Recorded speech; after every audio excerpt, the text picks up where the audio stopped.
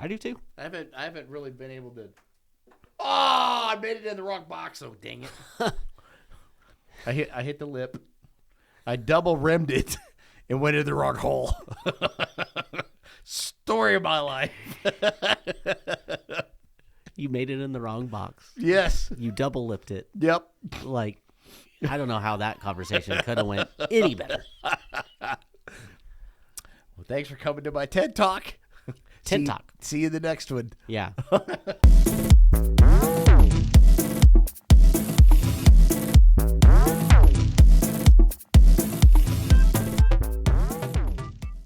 Actually, it's John.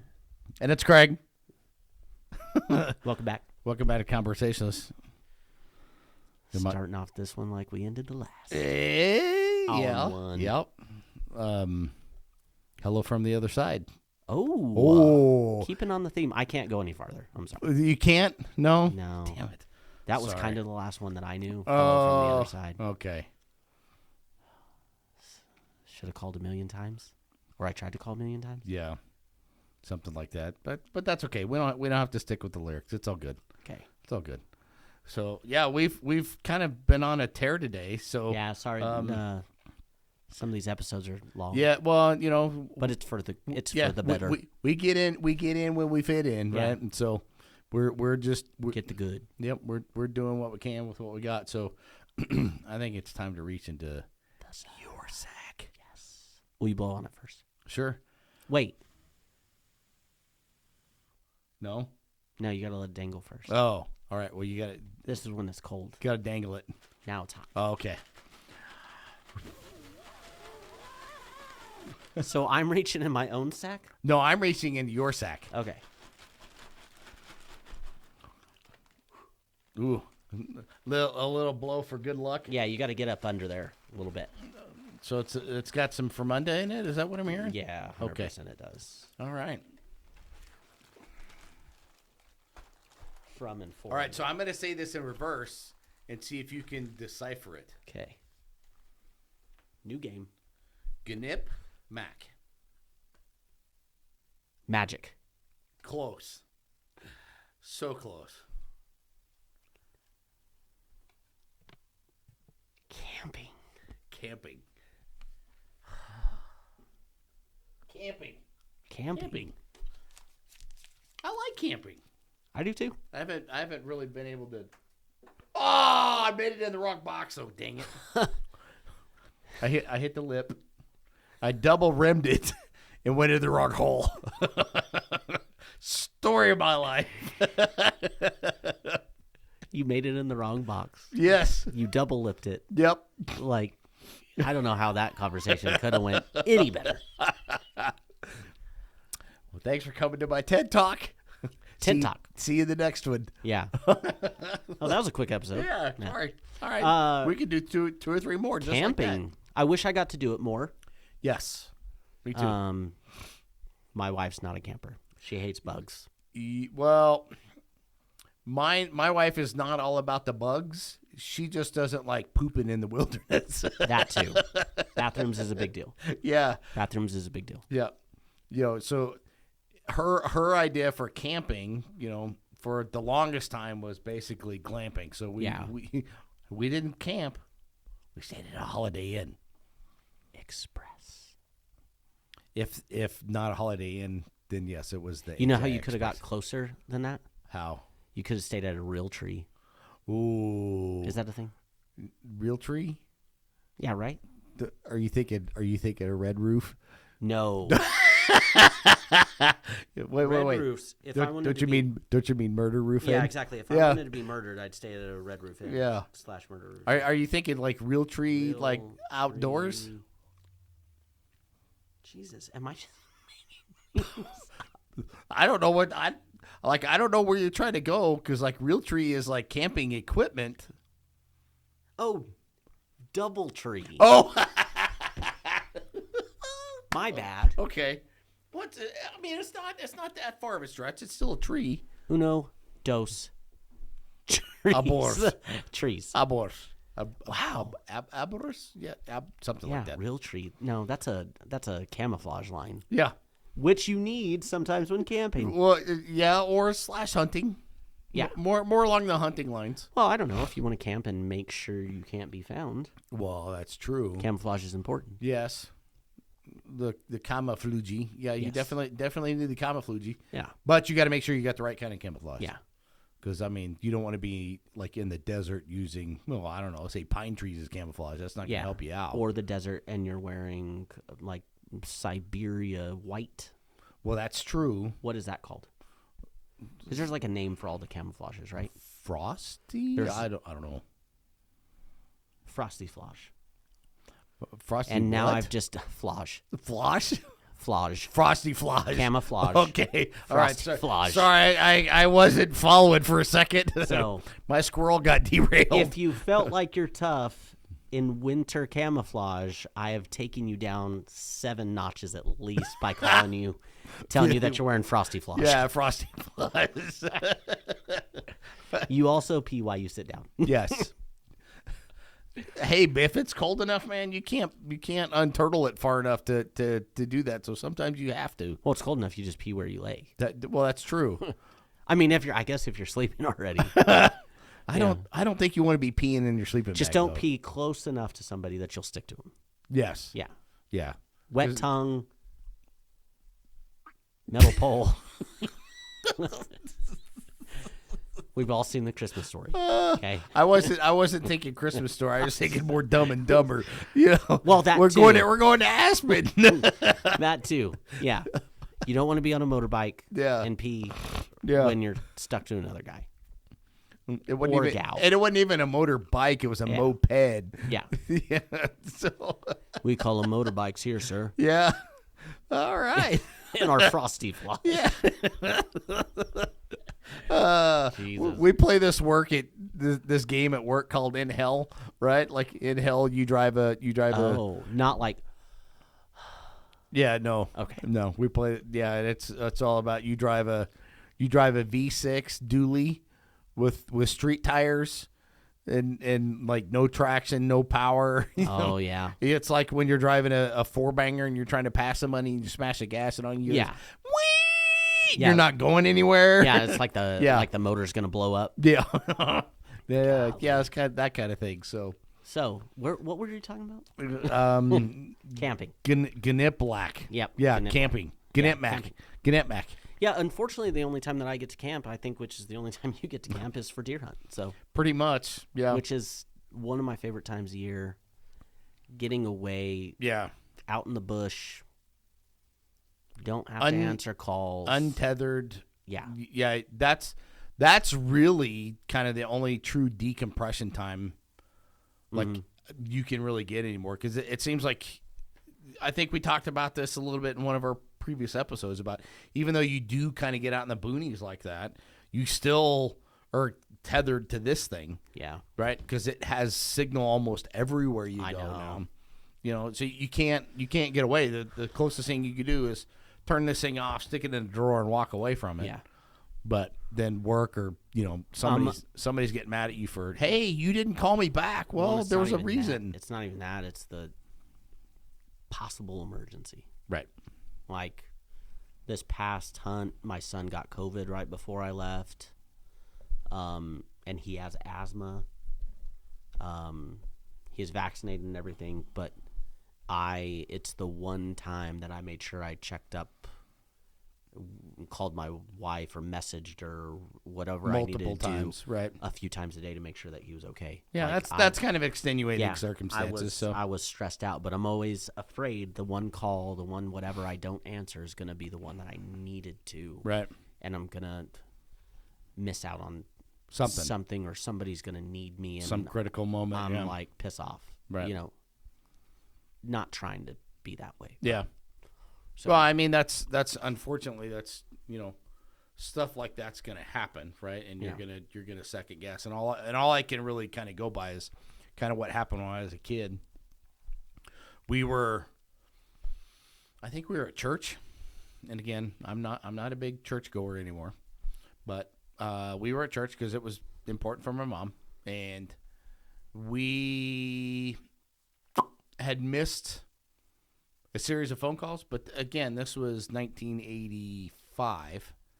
So cell phones. Rotary phone. Yeah. Well, rotary, you still had like standard dial phones. You did have an answering machine, but you didn't have cell phones like you do now that are just kind of everywhere.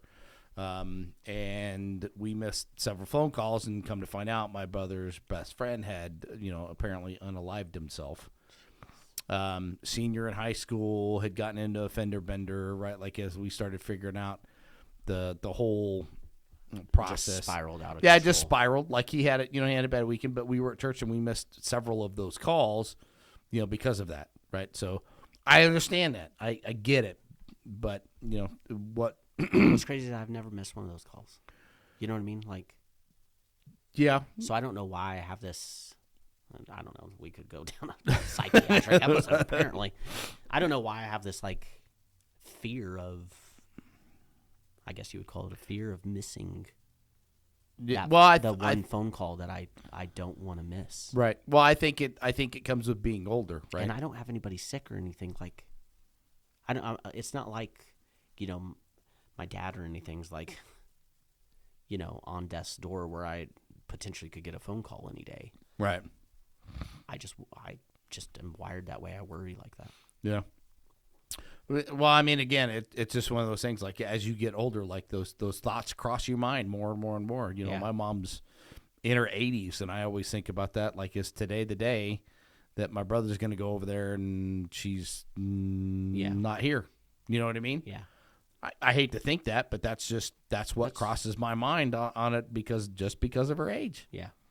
She's not in the best of health, and she's got ailments and aches and pains and bumps and bruises and all those kinds of things. But, it's just not. I try not to let it dominate my mindset. Let's just put it that way. It's the ultimate gift and curse right here. Yes. But that's why camping is such a great idea to get away from this gift and curse, right? And if you can, what's really weird is I think we talked about this before a little bit too. Is that my wife has always never been like really into any of the camping stuff, but when we came back from last hunt, I just told her, I said, look, I love tent camping, but I'm getting older. It's harder for me to get down and get back up, even with a cot. You know what I mean? I'm not cut out for that cold ass weather. Apparently, David sleeps in just a igloo of warmth and comfort with whatever setup he has, because he couldn't stop saying enough about how comfortable he slept and how it was just like he was on his bed at home. And yeah, well, I mean, you get enough. I'm switching to that this year. I'm done. You get enough padding. Yeah, you get enough padding. It's not it's not that big of a deal, but. I've been looking at, some small kind of trailers that I can pull behind, and they're not ridiculously expensive, but they're not stupid cheap either. Yeah. They're, if you're going to spend money on a decent one, it's going to be between 20 and 30 grand, and you can, trust me, you can go up into, you can get a bus that's $1 million, right? Yeah, and it's immaculate. Some of those are ridiculous. Yeah. No, that's probably not used anymore. I don't need that. Yeah. Yeah, no, I'm not that kind of. I'm not that level of a bougie. Yeah, I guess. So no, I was just looking, and I've looked at some stuff at just kind of building myself little small kind of teardrop campers that you just kind of scooch in and you sleep on a 5-inch foam pad. Yeah, and you're good. But then I look at all the other stuff, and I'm like, man. I know you always camp in your tent, or you camp in your truck. I camp in a tent. Your brother camps in a tent. Like, man, if we go hunting, it'd be nice to kind of have a common area where we were sleeping in the same space, right? To occupy some, Well, not only that, we've been on a couple hunts where we were legit either secluded to ourselves or we were all huddled in one tent just trying to cook food because. It was blowing 60 mile an hour outside for 2 days straight. Yep. And your brother got concussed by the tent. Yeah. Yeah. So you look at it that way, and it's like, that would be nice to have. Yeah. Well, I mean, that doesn't happen very often. Yeah. But still, you have those one-offs when camping about, things like, did I bring enough water? right? Yeah. If I got stuck out here and had to survive, do I have enough, right? Can I survive a major winter storm if one blew through, right? Because it is for us, it is New Mexico, and weird stuff happens. It does. You know, yeah. We didn't get anything yesterday, and it's 60 today. Yeah. But it's been freaking cold here all week. It snowed in the mountains. Yeah. It sleeted half an inch in Hobbs. Yeah, that's on opposite sides of Roswell. Yeah. So who knows what the weather's Yeah, we had snow here in the valley, right? And it was, Tuesday morning we had snow, and then it snowed up on the Oregon mountains. So bougie here down here in the valley. Well, that's it's called the Mesilla Valley, so. Oh my God. Yeah. Gag me with a spoon. You gotta tart it out a little bit and call it the Mesilla or something. Mesilla. Yeah. Here in the Mesilla Valley.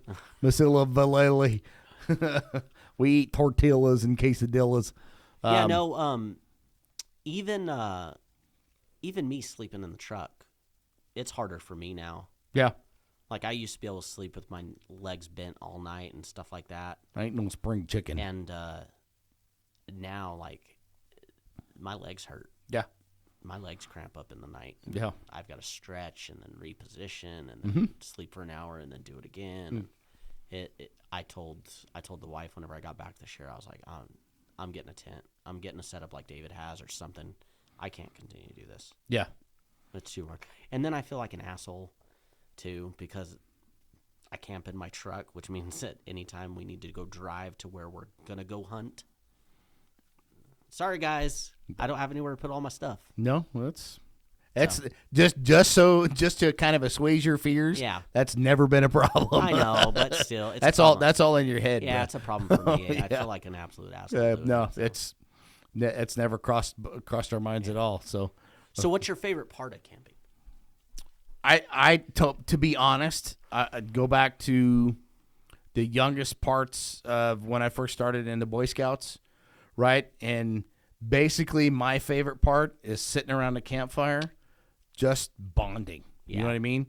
Because that stupid conversation. Yes, the stupid, the knee jerk stories, the tear jerk, the ghost stories, all that stuff, right? Like that's what I remember from camping. But then even getting older and going out deer hunting and spending time out there, and then it's just, when we go out and hunt, we spend all day, just traipsing all over Hell's Half Acre out there, trying to do what we do when we hunt. And, a lot of times we get beat up and worn down. Yeah. And at the end of the day, coming back to camp, building a fire, sitting in the chair, drinking beer, talking about the almost things that happened throughout the day, like recap, and then just those moments where it's just us. Yeah. Like and then you're out there in God's country. You're able to look up at the night sky, reach back in the chair, and just look up and see. Never, ever get to see. You see all that without all the light pollution, right? That moment, mwah, lovely. Yeah, right. I'm right there with you. Like you can't top that. I could go sit around a campfire for a few days and be perfectly fine. Yeah, because go out there, even if you're not hunting, take a cornhole board or something. Yeah, play a few games. Like I've done that I did that on a work trip.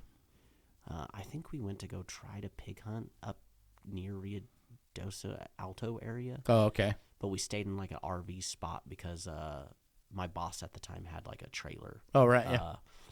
And we pulled into one of the RV places or whatever, parked, set up. I think they had horseshoe stakes, played horseshoes that I hadn't done in years, and then broke out the cornhole boards, had a couple beers, went hunted the next morning. Of course, didn't say anything. Yeah. But like even that, and that was glamping, was still a blast. Yeah.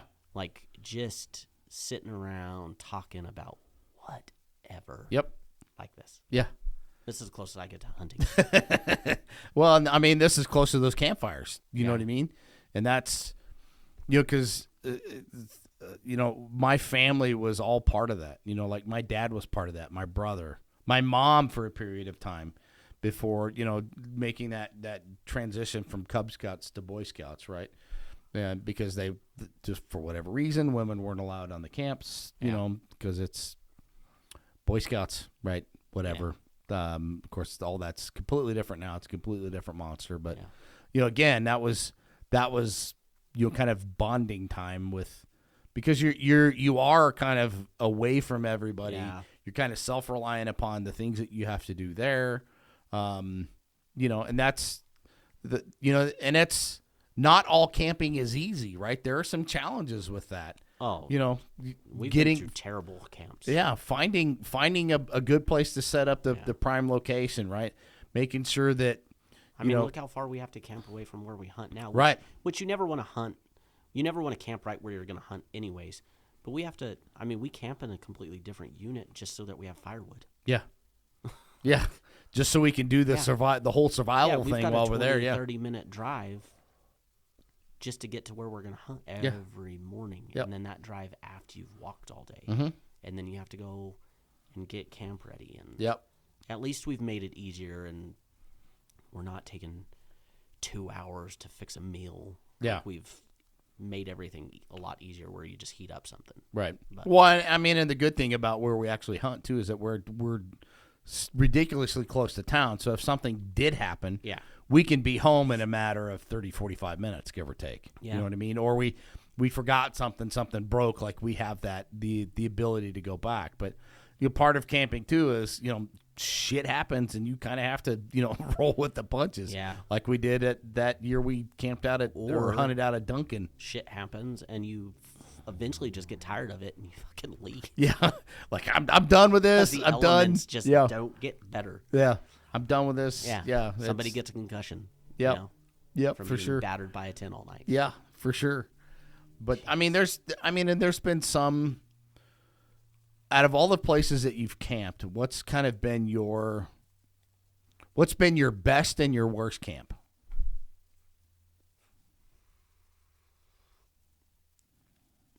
Camping in. It's hard to say my worst camp isn't Duncan. Honestly. I kind of think I'm right there with you. But the days when I very first started hunting, and it was just bitterly cold in the mornings. Bitterly cold. The first time I went hunting, and I literally was sleeping in that Marlboro bag that was rated for fucking, I think, 60 degrees. Oh, outside. right. You're right. Yeah. And I ended up having to crawl in with my brother. Mm-hmm. Like, those camps were kind of miserable. It was just cold. And then it would get warm enough that you didn't need your jacket and stuff. And we weren't as smart hunters then. So then you're having to lug around a jacket and all that stuff. And that was after you'd been walking for 3 hours. You finally get to feel your toes. Right. Because they were just frozen solid. Yeah. The best, as crappy as our camp was that year that we all tagged out towards Loving. Oh, right. Yeah. Like, that was one of the funnest hunts that I've had. Yeah, well, because that was the year you got your first deer. Yeah, you and tagged out. Yeah, see that success and quality of success across the camp was one of my favorites. Yeah, was. I was honestly surprised that camp, that hunt kind of went down the way that it did. Right. Yeah. Just people tagging out over. I think it was like 2.5 days. 2 days. Yeah. Right. I think we were all tagged out by Sunday night. Yeah. And then we basically had taken time off to hunt the entire time. Yeah. Right. But we were done by Sunday, so all right, well, we'll go turn our carcasses in and get them. Enjoy a couple relaxation days. Get all that, because if you've never hunted and camped at the same time, you put in a lot of time and effort and energy into doing that just in preparation. Right, because again, like that was the first area I hadn't been to. I didn't exactly quite know what the none of us did really environment was going to be like. Yeah. Right, and so you kind of over prepare and hope that nothing bad happens. Right, you've kind of covered your bases, right? Because again, former Boy Scout, be prepared is the motto. So you want to make sure that you've done the things you need to do. Yeah. And make sure that you're in the right position to be successful at camping, and then come to find out, oh yeah, that was good. It wasn't as cold as we expected it to be. No. It wasn't. I don't think it was windy at all. Nope. Right. So no, we had a beautiful hunt. Right. So most of the normal things that we encounter on a hunt just didn't happen. Yeah. Right. So it was like that was like, you know, from a hunt perspective, that's like the top of the list. Could we have gotten bigger deer? Yeah, probably. Yeah. But we all tagged out. And again, you know, I don't view a successful hunt the same way most other people do. Other people view a hunt as a tag out. I view a successful hunt as, one, spending time with my brothers, 2, being able to see the animals, 3, in the event that a shot presents itself, somebody gets to take a shot. Yeah. Right? Whether you tag it or not, that's up to the individual skill of the shooter. That's, to me, is not a gauge of a successful hunt. Yeah. Other people set that bar way high. It's not a successful hunt unless I tag out and I kill a monster. Well, okay, that's fine in your book, but in my book, that's not. Yeah. I don't take it to that level. I've never taken it to that level. So maybe that's just the humility. Honestly, I tell people this all the time. Like, do I want to get like a big nice deer? 100%. I do. I want to be able to show off a nice trophy. Right. Am I okay whenever I leave hunt without getting one? Yeah. Yeah. Do I want to go through a hunt like Duncan No. to where you see a deer the first day and then nothing except for the same group of doe, right? We Right. saw that same group of doe like four or five times. Yeah, 4 or 5 times. So do I want to go through a hunt like that? Not necessarily. Mm-mm. Not when the conditions, not when you can't even enjoy. I mean, half to 3/4 of the enjoyment for me is sitting around the campfire at night. Right. Like, the other quarter is out trying to find me a deer. Right. Try to do the hunt, right? Yeah. But it is. It's all about sitting around and the camaraderie and all that stuff. Like, I could go out and sit. Right. Yeah, because there's just, and again, if you've never camped, I mean, and we're not talking glamping, right? We're talking almost primeval. Yeah. Camping. Yeah. You're in a tent. You've got, you know, a rain fly. You've got a couple of sleeping bags, a handful of clothes, right? Maybe a tent heater because it gets cold at night. Yep. There's nothing like spending all day just traipsing across and then coming back and sitting around a campfire around some of the best people on the planet and just having a conversation about anything. It doesn't matter what it is. Anything. Stupid shit that we talk about on here. Yeah. Like, anything. I mean, if there's jokes to be had. Oh, yeah. They're had it. Oh, yeah. They're had it hunt. Yeah. About. For sure. Anything anybody says. Because there's no filter, right? We do stupid things. We say stupid things. But, you know, it's out in the middle of nowhere. Nobody's going to get canceled. Yeah. You know, because of you can't say that word. Yeah. Can't say that word. Nope. Yeah, I know we shouldn't say that word. But yeah, it's kind of part of my vocabulary. Yeah. Yeah. I'm gonna gonna use it anyways. I'm gonna say that C word. Yeah. That sounds like a cake. Yeah. I'm gonna say that word. Yeah. Oh, you shouldn't say that. I don't care. I'm out in the middle of nowhere. I'm an adult, and you can't tell me what to do. Yeah. Gonna say that word. It's camping. Yeah. And so I'm gonna go back and say one of my best nights camping was I was 13, I want to think. And in Boy Scouts, part of your backpacking badge is you had to go out and kind of do some overnight camps, and then you had to walk so many miles. And so one of the things the troop used to do was called the 50 miler. You go out and it's 5 days and you hike 8 miles every day. And so the last day on my first 50 mile, and you have to be a certain age, right? Like a lot of times I think you have to be. Yeah, they're not going to make little. Yeah, I don't know. I think you have to be like 13, 14, somewhere in there. So I had literally just turned 13 in January, and that summer I did my first 50-mile backpack. And the reason why is my dad was a scoutmaster. My brother was in the troop. And like if anything happened, like I knew my dad or my brother had me, right? And so we went out, and on the last night before coming into camp, like I knew, okay, it's like, okay, I tackled this. You know, this was for me, that was a huge, immense challenge getting to that point. And so we were literally in like a arm's length away from Camp Wahanape, which is where like our base camp was. Yeah. And so all I remember is that night, like I made it, right? Like it's just, we got a little short, like 15 or 20 minute walk in the morning, which at that point was like a mile, and we were done, right? And so I was like, okay, I conquered this. And then hearing the stories from other people, because like at the mess hall at Camp Wahanape, there's glass windows, and then they see everybody kind of running by. Like I wasn't the first. Well, I wasn't trying to be the first, and I wasn't the last. I was kind of somewhere in the middle of the pack. They said, we didn't even know you were coming. Like, all we saw was your backpack bouncing up and down as you went past the glass windows. I was like, oh, wow. I was like, that tells you how small I was back then. That's awesome. So, like, I was like, wow, that's great. And I'm looking at the window, and it's like, that.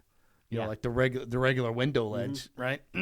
So all they see was the backpack going by. Like, we didn't see a hat, didn't see a head, didn't see nothing. We just saw the backpack and the bedroll, because you have a little foam pad that you keep on top of the backpack. Right, that's all we saw was that is running by. I was like, oh, that's funny. That's awesome. Yeah, it was fantastic. Yeah. I loved it. So that just kind of at that moment, right, like crossing that hurdle, getting that done. That's like, okay, I can do any other camp that we do. I can do. It's easy. And I got to see a lot of great country in New Mexico. If you've never been to New Mexico and camped out here, you need to come, because there's some phenomenal places out here to go. Yeah. Yeah, there's tons of. I see. I haven't camped all over New Mexico or hiked all over New Mexico, but I see like pictures and things and stuff, and I'm always blown away by some of the areas that's in New Mexico. Yeah, really, like, really. Yeah. But then you think about it and see the landscape around here and how diverse it is. Like, why could it not be? Yeah. So it's pretty amazing that you can go and just kill yourself for, multiple days, just grueling. Like, you talk about, hiking 8 miles, and you're like, yeah, that sounds miserable. And you get up the next day to do it again because you're like, it's fun at the end of the day. Is it backbreaking? Absolutely. Especially now that you've put some miles on the tires. Yeah. Like, I get wore out quicker than I used to. Yep. Camping with my brother for as long as hunting with my brother for as long as I have, it allows me to do some things that other people can't. Yeah.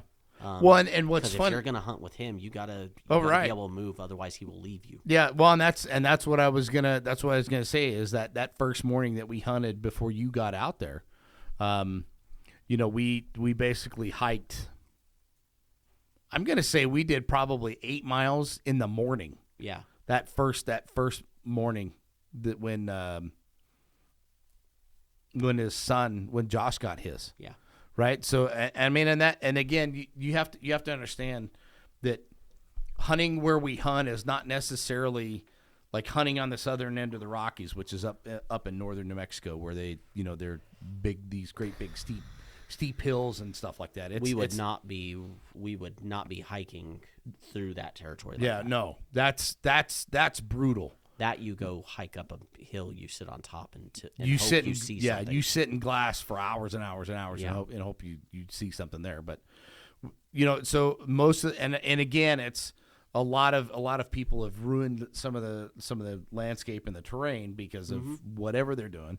So you have to go through a lot of private land to get to public land, right? Or you have to skirt it. Yep. So that's basically what we did that morning. Is we went around the section of private land to get back onto public land, and then we walked miles to get back in there. And it wasn't just like a straight shot, like we.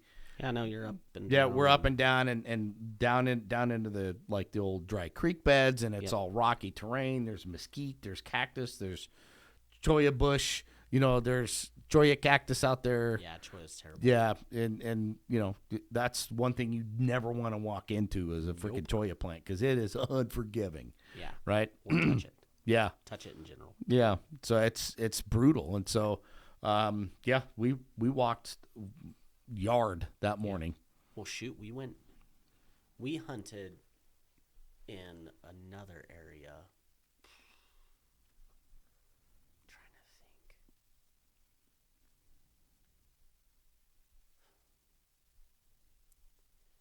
I can't remember where it's at. It's down towards Cloudcroft. We were right across or right at an area called Buck Canyon.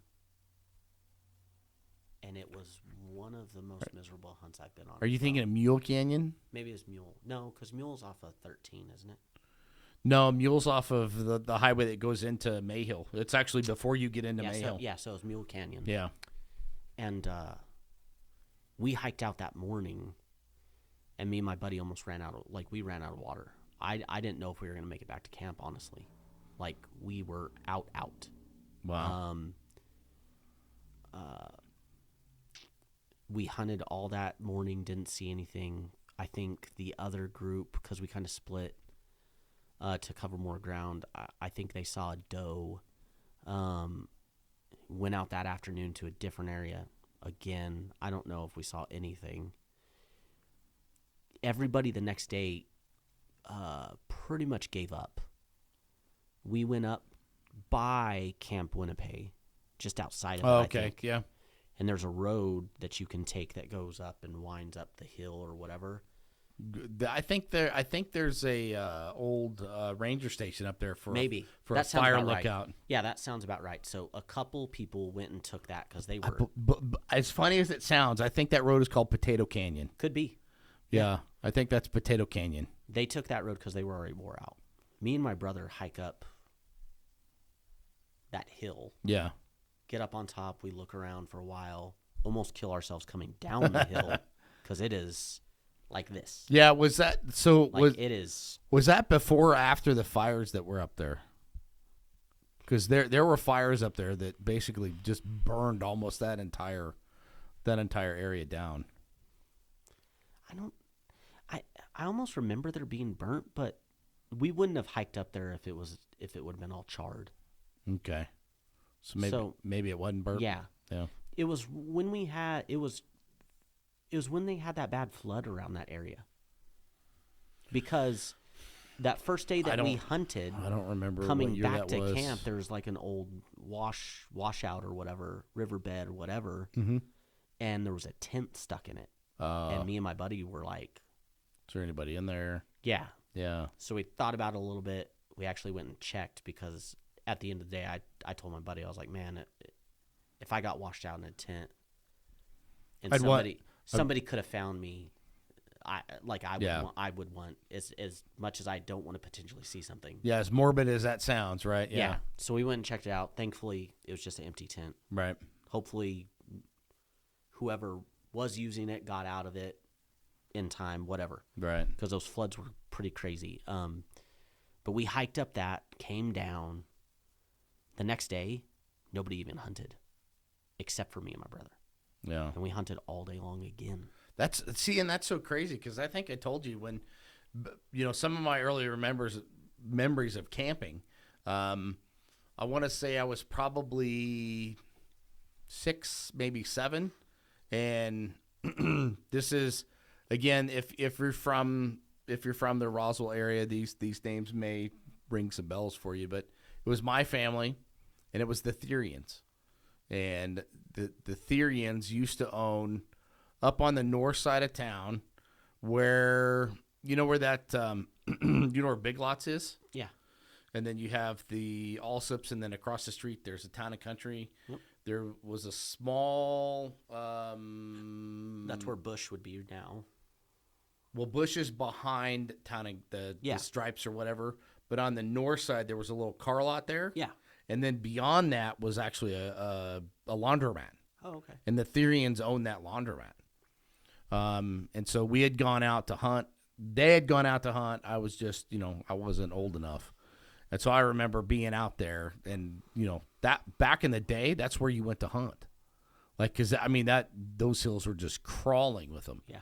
But then again, over the counter sales, people getting drunk, people abusing the system, that kind of stuff. I guess it just kind of and what's crazy is it seemed like really good terrain. Mm-hmm. And when we posted up and started setting up camp, we a sheriff actually drove through there and told us, he's like, man, I don't know if y'all see anything between the flood that happened last year, right? And there's been quite a few signs of mountain lion.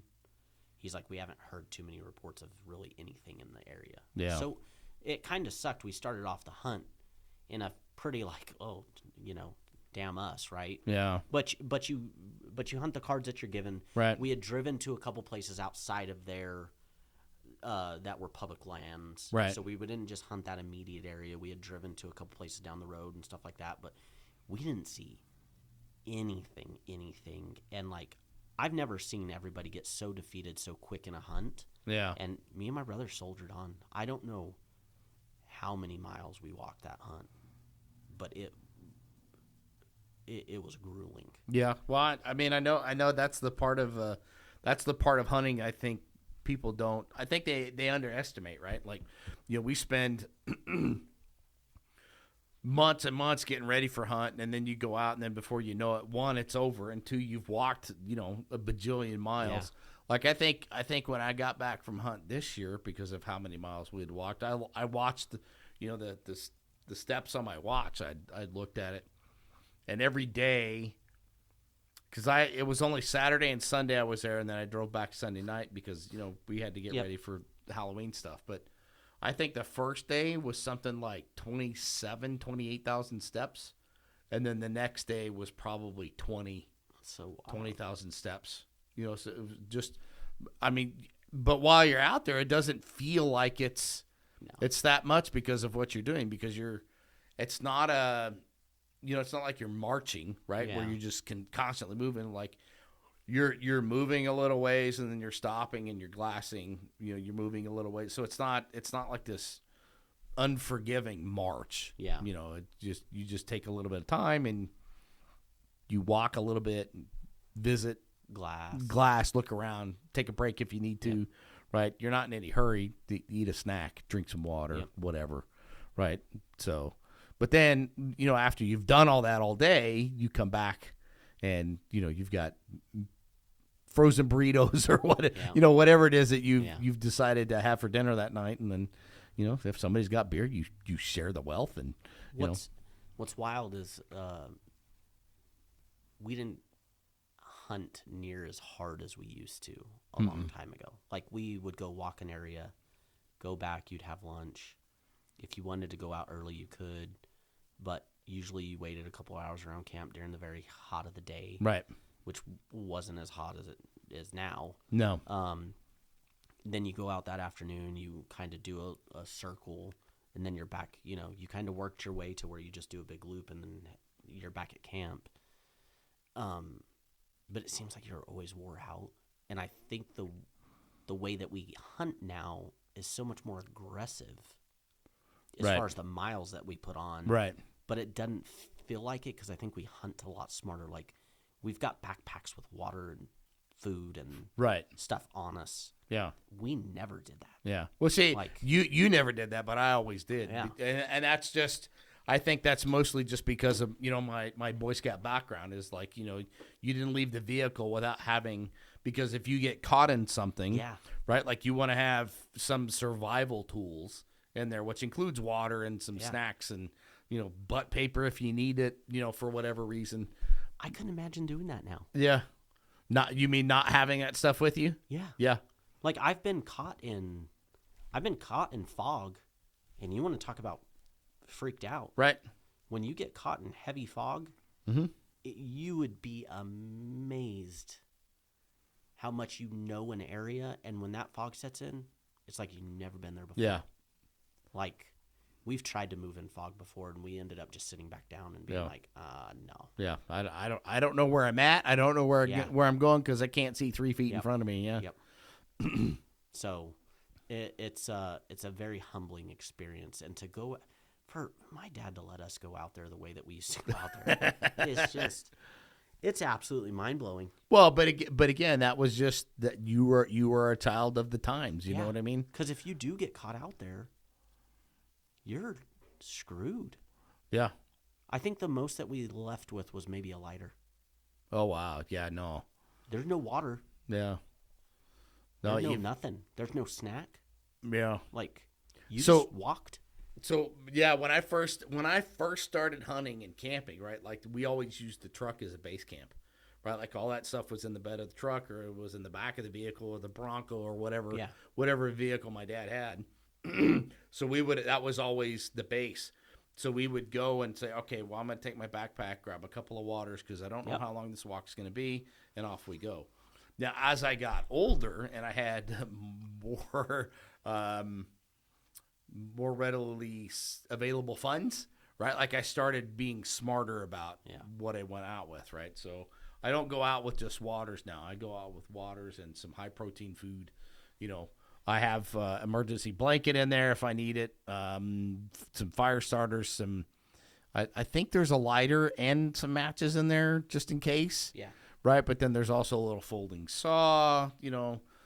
I'm like, there's all kinds of stuff that I take with me I just it just didn't cross your mind. Yeah, you know, like it just, God, if something were to happen to one of us out there, hurt your leg or something, like you, you do that in some of these places that we've been to. Yeah, you're in for some rough travel ahead. Yeah, especially with how hot it gets now and stuff. I couldn't even imagine. Yep.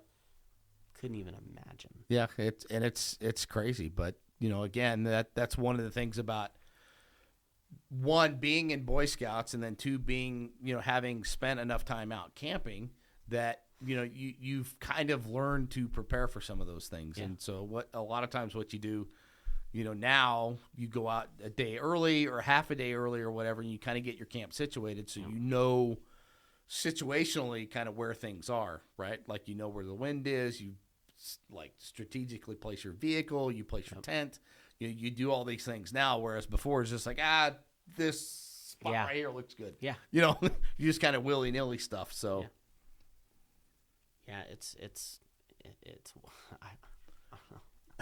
we were so prepared to cook 2-hour meals. Yeah. But the necessity of just filling a backpack with a couple waters and, you know, some meat and that just kind of eluded you. Rope. Yeah. We don't need that. First aid kit. Yeah. Nah. No. No, we don't need any of that. We'll be fine. Jeez. Here's a couple water bottles. Stick them in your back pocket and have fun. Yeah. Yeah. Oh, and it wasn't even that. It was just like, okay, we'll see y'all in a few hours. Oh, yeah. That's what I'm saying. We never took a water with us or nothing. Yeah. Because it was just, the way we had to hunt then, it's like, I think it was like, shoot, once it heats up, I already have a jacket I have to deal with and gloves and a beanie. Right. You're not thinking about having to carry extra stuff, but then it's so easy. Like, why didn't we just have a backpack? So that as we need to shed layers, we've got somewhere to put it. Well, you know, as you said, you had the marble sleeping bag. Why didn't you have the marble backpack? I think it was there, but it was being used to hold beer camping. Well, some of those hunts, yes. Yeah. Some of those hunts. Yeah. I just remember hearing you and David kind of talk about that. Yeah. About it was just kind of tent for beer. Yeah, the tent for booze and the chair made out of cases of beer. Yeah. The Budweiser throne. The Budweiser throne. Yeah. The keg. Yeah. That may or may not have had mold in it. Also, that didn't have a tap, that they found a way to spray out enough of the mold that you couldn't tell that there was mold in it anymore, yeah. I guess, and then continue to drink. Yeah. So bitter beer face. Yeah. Yeah. You wonder why people are hallucinating and stuff at camp. That's because we're drinking raw formaldehyde. Yeah, no kidding. Yeah. Either that or find some of the magic mushrooms. Yeah, we could be embalmed right here. Yeah. We're good. Yeah, no kidding. God, so dysfunctional. Yeah. But again, that's camping at two different levels, right? Because you guys kind of did what you knew, and we did what we knew, and it was just two different levels. And even now, I watch guys that go out and camp, and they've got all kinds of stuff, and they've got fifth wheels and razors, and they've got all these creature comforts. And I'm like, what happens if that thing breaks? Like, how are you going to get it back out of here, right? Yeah. So just those things like that cross my mind. Like, oh yeah, it's fun and fantastic to have to get in there, but then at the end of the day, if that thing breaks, if you break a belt, which is very common, right? Yeah, very common. So. Do I have enough tools to like drag this thing out of here? Do I have enough horsepower myself to push this thing in neutral and push it out of here? Like, no. Am I in an area that I can get my truck so I can tow it out? Right. Probably not. No. That's probably why you're in that. Yeah, that's why you're in the Polaris, is because it ain't wide enough for your truck to get back in there. Yeah. God, we have such more successful camps. Yeah, well, and again, I just think it's with age comes wisdom, and you it's all about efficiency, right? You work smarter now. We had older people in the camp. Well, yes, but they might have been the cause at that time in their lives, part of the dysfunction. Well, I'm not saying you're wrong, because I wasn't there, so I don't have any way to compare. So, Jesus. But we wouldn't have these stories. Well, that's true. That's true. So, we wouldn't be able to sit here and ramble on about them. Yeah, right. So, I know. So, all right. I think we kind of kicked this one around long enough. Let us know about your camping stories. Yeah, absolutely. Please, like, share, subscribe, comment below, and tell us about your best and your worst ones, because, we've only camped primarily in New Mexico. I've done some stuff in Colorado, but it's kind of the southern end, and that was back in my military days, and that was a canvas tent, and it was a little different. So yeah. So not quite the same as what we do for hunt. Good camps though. Yeah, good camps. So with that, he's John. And he's Craig. And we will see you in the next one. Peace.